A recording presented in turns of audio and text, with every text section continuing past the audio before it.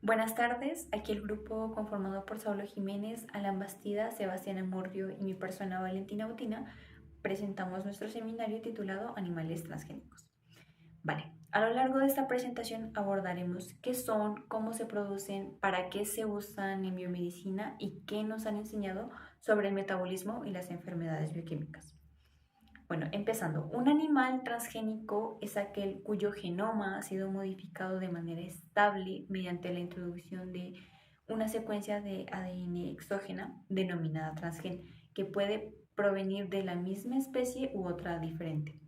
Esta definición está consolidada en la literatura científica de los trabajos pioneros de Gordon y Rudel en 1981, quienes lograron por primera vez la integración estable de genes exógenos en el genoma de ratones mediante microinyección en el pronúcleo del cigoto. Ahora bien, bioquímicamente un transgen no es simplemente un gen aislado. Para que funcione correctamente dentro del nuevo organismo, debe estar estructurado como una unidad de expresión génica que contiene tres elementos fundamentales.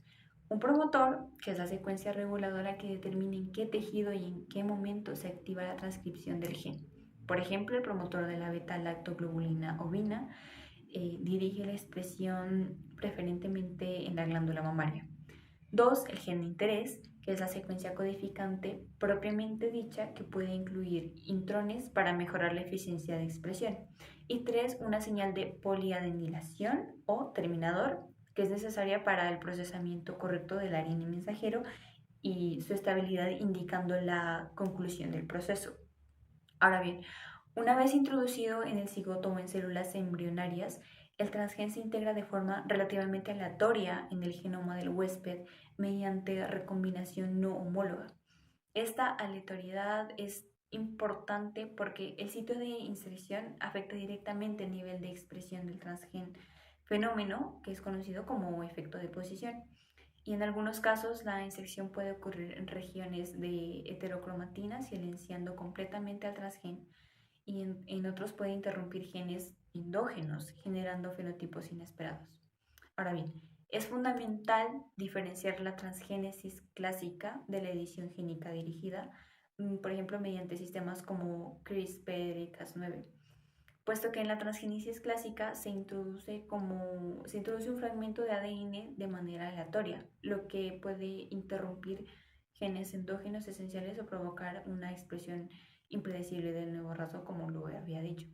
Ahora, por el contrario, la edición génica dirigida actúa como un bisturí molecular, pues utiliza una guía de ARN para localizar una secuencia exacta y predeterminada del genoma del propio organismo, permitiendo realizar cortes, inserciones o correcciones precisas, minimizando los efectos secundarios no deseados.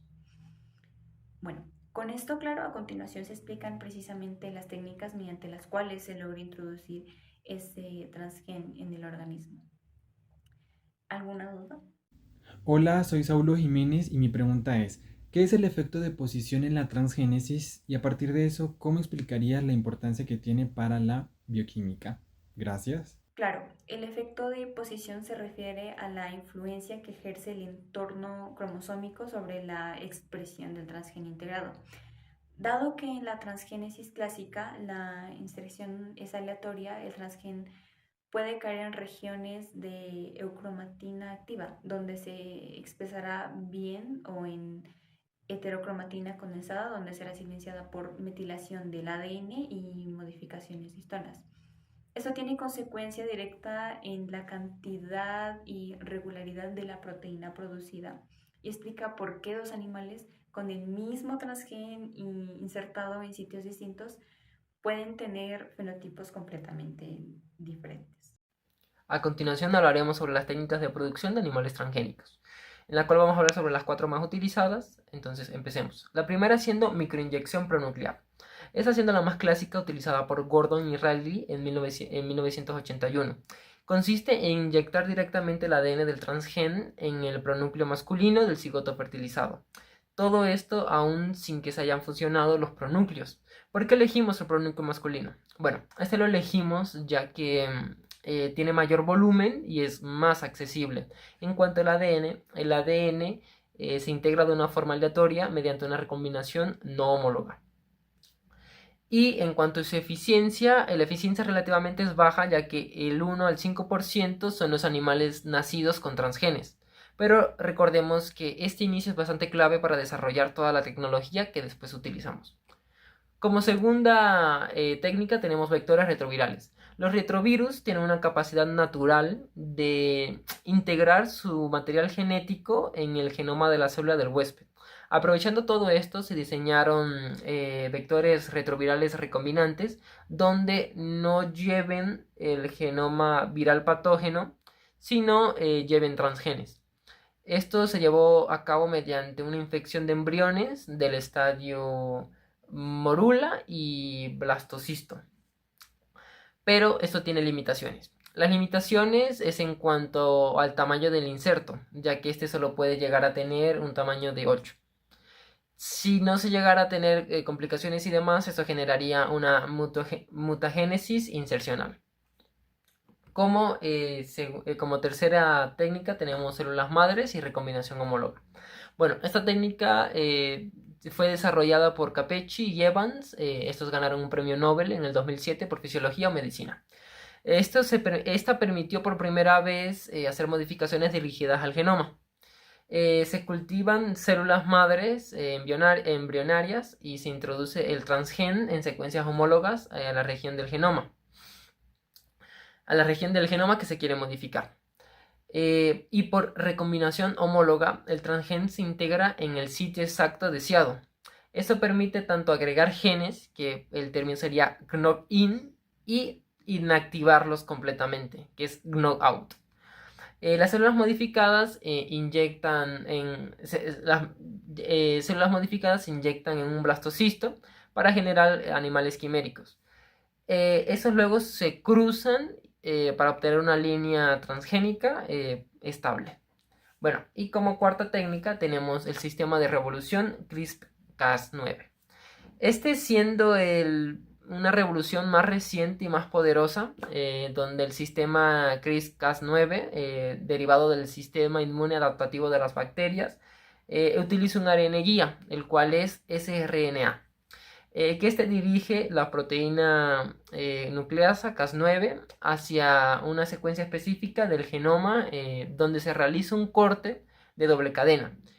Dependiendo del mecanismo de reparación que se active, siendo NHE o HDR, se puede activar un gen o introducir una secuencia nueva con bastante precisión. La ventaja frente a las técnicas anteriores es la eficiencia, el bajo costo y la posibilidad de editar múltiples genes simultáneamente.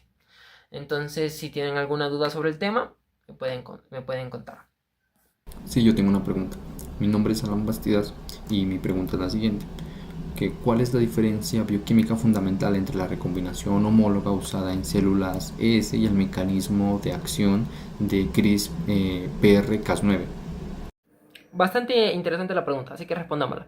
En la recombinación homóloga clásica se introduce un vector con secuencias idénticas de las regiones del gen de interés, donde la célula tiene que utilizar su propia maquinaria de recombinación homóloga para intercambiar segmentos de endógenos por exógenos. En cambio, el CRISPR-Cas9 hace un corte de doble hélice bastante exacto mediante la proteína Cas9. Esta es guiada por un ARN y mediante su mecanismo de recuperación celular, este puede tender a errores, es propenso a errores, por lo cual se puede generar un knock-out, pero si se hace un molde suministrado, el knock-in puede ser bastante preciso, siendo más versátil, más rápido y más eficaz. Bueno, ahora abordaremos las aplicaciones biomédicas y farmacéuticas sobre esta temática. En cuanto a las técnicas que acabamos de mencionar anteriormente, no son un fin en sí mismas, sino más bien herramientas al servicio de aplicaciones concretas que lo que han hecho es transformar la biomedicina. Por ejemplo, tenemos dos modelos animales de enfermedades humanas, que en este caso los animales transgénicos, especialmente los ratones, han sido fundamentales para estudiar enfermedades que antes solo podían estudiarse en seres humanos. Un ejemplo muy clásico de esto es el ratón onco, también conocido como oncomouse, que fue desarrollado en Harvard en 1984 que lo que hace es que sobreexpresa el oncogen MYC en el tejido mamario, permitiendo el desarrollo de tumores de una manera predecible y reproducible. Pues esto lo que hizo fue permitir el estudio de estos mecanismos bioquímicos en este caso del cáncer, y probar nuevas terapias. Por otra parte, tenemos la producción de proteínas recombinantes de uso terapéutico. En este caso, una de las aplicaciones más impactantes es el uso de animales transgénicos, pero como bioreactores vivos. Y se preguntarán cómo se hace o cómo sucede esto. Y es que esto consiste en introducir un gen humano de interés terapéutico bajo el control de un promotor específico de glándula mamaria. Pues esto para que la proteína se secrete en la leche del animal y además pueda purificarse de una manera más fácil. Ejemplos de este caso son los siguientes. Por un lado tenemos a la ATRIM, que es una antitrombina humana que es producida en cabras transgénicas, aprobada por la FDA en el 2009 para el tratamiento de deficiencia hereditaria de antitrombina. Por otra parte tenemos el Ruconest, que es un inhibidor de la C1 esterasa, que esta es producido en conejas transgénicas, que fue aprobado para el tratamiento del angioedema hereditario. Y finalmente tenemos a los xenotransplantes, y los pongo un poco de contexto en esto, y es que debido al déficit mundial de órganos para trasplantes se ha impulsado la investigación en los xenotransplantes, es decir, el trasplante de órganos de animales a humanos. En este caso los cerdos han sido pues los candidatos más prometedores por su similitud anatómica y fisiológica con los seres humanos. Pero aquí ocurre un obstáculo bioquímico, y es el rechazo hiperagudo, que este está mediado por los anticuerpos humanos contra el antígeno GAL alfa 1,3 GAL, que está presente en la superficie celular porcina.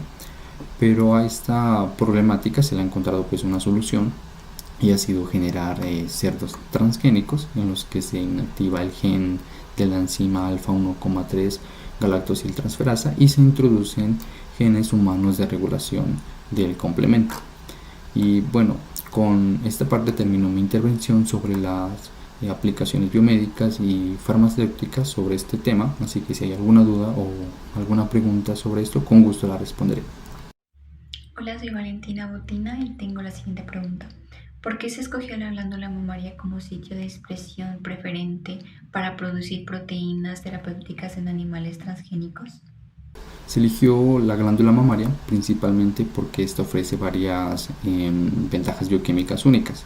Entre ellas está que produce volúmenes de leche con alta concentración de proteínas, también que cuenta con la maquinaria de síntesis, plegamiento y modificaciones posttraduccionales que son necesarias para la producción de proteínas complejas, además de que son funcionales. También porque la proteína que es de interés se secreta de manera directa pues en la leche del animal, por lo que facilita su purificación sin necesidad de que se sacrifique al animal. Y esto que acabé de mencionar es posible gracias al uso de promotores como el de la beta lactoglobulina o la caseína, los cuales garantizan que la expresión sea de una manera estricta o estrictamente tejido específica y en altas cantidades.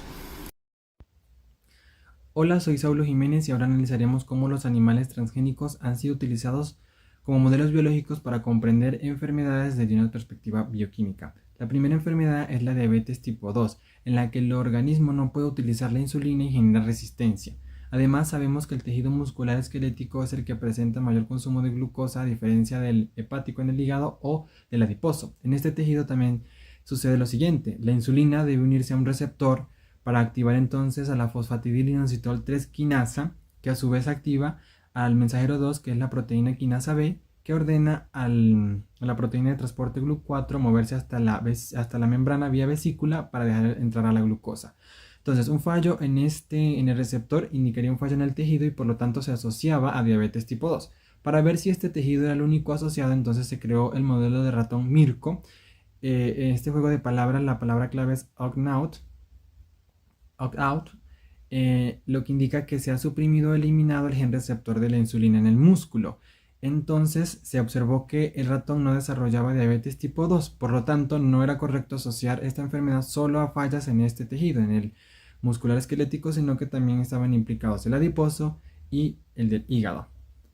Un segundo modelo que se estudió es el de la obesidad y el ratón agouti, entendiendo que el hipotálamo tiene funciones de regulación sobre el apetito, pero no se conocía con qué mecanismos y que cuando estos fallaban producían obesidad.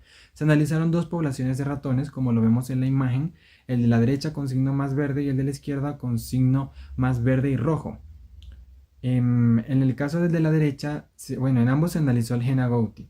En el caso de la derecha, este gen normalmente codifica para la proteína ACIP que se une al receptor MC1R, que a su vez en los melanocitos produce la feomelanina, que es la responsable de ese color en los ratones en condiciones normales. Sin embargo, en el ratón de la izquierda este gen se sobreexpresaba debido a que antes de él en el fragmento de ADN había un retrotransposón que hacía que se sobreexpresara y por lo tanto había más producción de estas proteínas ACIP. Estas proteínas, al haber tantas, se sobreexpresaban entonces en todo el organismo y se unían al receptor MC4R, que debería unirse en condiciones normales o ser regulado por la hormona alfa MSH y producir la respuesta de saciedad, es decir, no más consumo de alimento. Sin embargo, la ACIP actuar como un antagonista competitivo bloqueaba esa respuesta de saciedad y el ratón seguía consumiendo alimento y por lo tanto era más obeso que el otro. Esto permitió asociar o corregir que la obesidad no se debe únicamente a factores de sedentarismo, sino también errores en esa señalización. Un tercer modelo que se estudió fue el de las enfermedades de depósito lisosomal. Aquí un organelo clave son los lisosomas, son los encargados de hacer el reciclaje celular, es decir, de degradar los desechos a través de enzimas muy específicas, que cuando no están, el lisosoma comienza a acumular esos desechos y se genera el depósito lisosomal. En el caso de la enfermedad de Gaucher, sabemos que la membrana está en constante renovación y desmontaje de lípidos del tipo glucosilceramida. Estos, al convertirse en desechos, deben ser degradados por las enzimas glucocerebrosidasa. Pero en el caso de la enfermedad de Gaucher no están presentes en los macrófagos, que son células del sistema inmunitario que captan desechos celulares y los envían al lisosoma. Pero al no tener esas enzimas, se acumulaba, o sea, se generaba depósito lisosomal y se producían las células de Gaucher o células deformes. La importancia de esto es que a través del modelo de ratón knockout, es decir, de la supresión del gen GBA, que es el que codifica la enzima que se necesita, permitió comprender cómo se desarrolla en cada tejido y además permitió probar por primera vez el tratamiento de intercambio enzimático, especialmente a través del medicamento Cerecime. Es decir, si no está la enzima, entonces se suministra a través de este medicamento. Ahora bien, me gustaría saber si hay alguna pregunta. Soy el estudiante Sebastián Amurrio y mi pregunta sería, si en el ratón Mirko la cascada está completamente interrumpida y que es en el tejido que más consume glucosa en el cuerpo, ¿por qué no desarrolla diabetes tipo 2? Gracias. En este caso, el organismo sí tiene vías de compensación que no fueron anticipadas por ese modelo. La primera es que el tejido en el hígado y además el tejido adiposo pueden incrementar la captación de glucosa y regular la glicemia. Y en segundo lugar, el tejido muscular puede, a través de otra ruta que es la AMPK, facilitar esa translocación de la proteína y que ingrese la glucosa. Por lo tanto, seguiría funcionando aunque sea de manera parcial. Gracias.